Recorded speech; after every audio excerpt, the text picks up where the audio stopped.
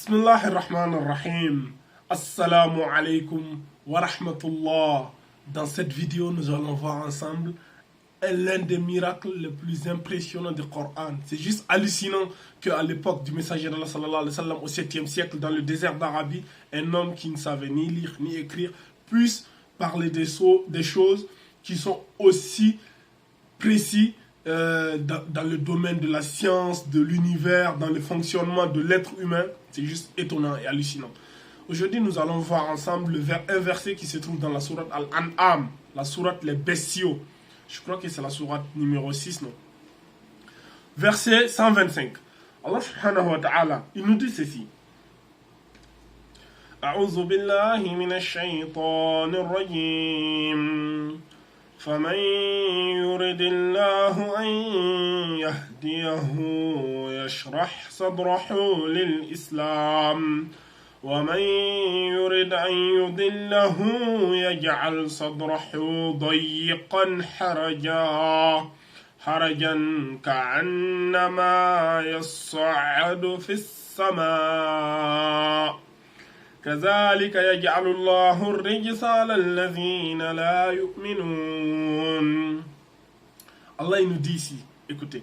Et puis, quiconque Allah veut guider, il lui ouvre sa poitrine à l'islam. Et quiconque Allah il veut égarer, il rend sa poitrine étroite et gênée, comme s'il s'efforçait de monter au ciel. Ainsi, Allah inflige sa punition à ceux qui ne croient pas. Subhanallah. Quand nous prenons ce verset, Allah il dit ici, ceux qui ne croient pas, il serre les poitrines, ça devient étroit. La poitrine devient étroite, tu vois. Comme s'il veut monter au ciel. C'est hallucinant. De quoi le Coran nous parle ici, tu vois. Le Coran nous parle ici du Tawhid, mais ce Tawhid touche la science à un niveau précis de façon hallucinante. Il y a ici une allusion évidente à ce qu'on appelle aujourd'hui le mal de l'altitude. Le mal de l'altitude. Ou le mal des astronautes. Tu vois, quand tu montes en altitude, là, quand tu montes au sommet d'une montagne, tu te rends compte de quoi? Plus tu montes en altitude, plus il y a de moins en moins de l'oxygène. Plus tu montes en haut, moins il y a de l'oxygène. Et quand il y a moins en moins de l'oxygène, qu'est-ce qui se passe? Tu as des difficultés de respirer. Et ces difficultés de respiration, qu'est-ce qui se passe? Ça agit directement au niveau de ta poitrine.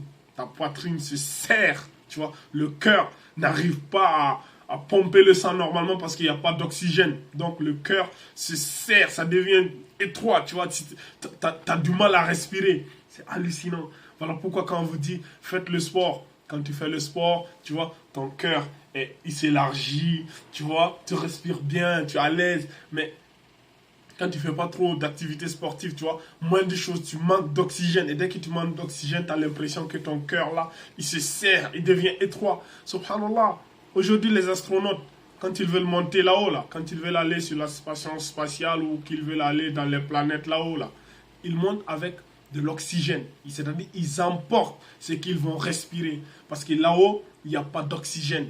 Quand tu montes là-haut, c'est-à-dire tu n'es plus dans les CNTP, dans les conditions normales de température et de pression. Tu n'auras pas d'oxygène, tu vois, là-bas la vie est impossible. Donc Allah il te dit ici, ceux qui ne croient pas en Dieu, tu vois, le verset il dit quoi? Allah il dit, si Allah guide une personne, il lui ouvre sa poitrine à l'islam. Et quiconque est égaré, quiconque Allah veut égarer, il rend sa poitrine étroite et gênée, comme s'il s'efforçait de monter au ciel. Allah, il a pris le lien de la poitrine qui se serre, qui devient étroit, et il a comparé à la personne qui monte au ciel. Au 7e siècle, il y avait qui était déjà monté là-haut? Au 7e siècle, il n'y avait pas d'astronautes, il n'y avait pas de NASA, il n'y avait pas de fusée, il n'y avait pas de satellite. Donc personne n'avait expérimenté ça à ce moment précis de l'histoire. Et le Coran, il te dit ça. Il te dit, la personne qui monte là-haut, là, son cœur devient étroit et serré. Tu vois? Et Allah, il a pris ça, il a fait un lien avec la personne qui ne croit pas en Dieu. Et aujourd'hui, la science vient nous prouver que plus tu montes en altitude, moins tu as de l'oxygène, moins tu es à l'aise. Et quand tu n'as pas d'oxygène, qu'est-ce qui se passe? Ta poitrine se serre, ça devient étroit et tu as des difficultés de respiration. Et c'est hallucinant. Un verset qui nous parle du tawhid, qui à la base nous parlait du tawhid, vient te toucher la science à un niveau hallucinant, tu vois. Plus de 1000 et quelques années plus tard, la science vient confirmer ce qui a été dit dans le Coran. Je vous ai dit, plus de 98% du Coran est scientifique. Il y a des miracles même dans ce Coran que la science n'a pas encore découvert. Et il faudra peut-être encore des années de recherche. Et ils reviendront encore nous confirmer ce que nous savons déjà. Donc, soyons fiers d'appartenir à cette belle religion, la religion de Muhammad sallallahu alayhi wa sallam, la religion de tous les prophètes. Haza wa alam. Wallahu azza wa jalla ala alam. Subhanakallah bihamdik. Ashhadu an la ilaha illa anta astaghfiruka wa atubu ilayk. Wa akhiru da'wana anil hamdulillahi rabbil alamin.